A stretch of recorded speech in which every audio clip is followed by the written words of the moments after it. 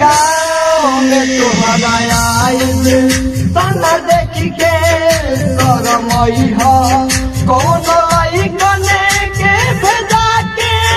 अपना दुआरा पर बोलवई हो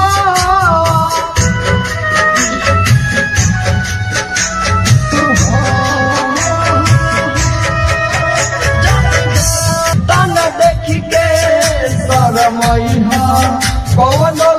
कने के भेजा के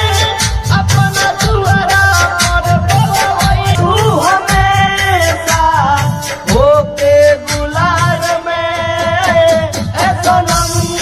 भुला न जाई हो ससुराल में तू जाके सनम भुला न जाई हो ससुराल में तू जाके छोड़ के अब हो जाई विदाई बोला कैसे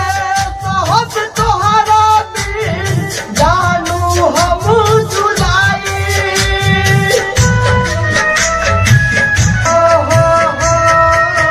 तोहर नाम दिलावा धड़ के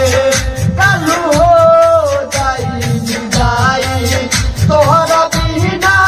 बोल हम जुदाई तू के छोड़लू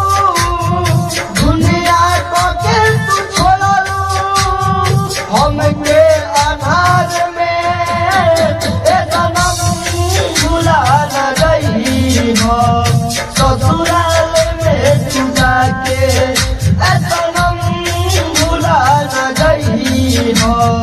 ससुराल के जान गई हम तो प्यार के बारे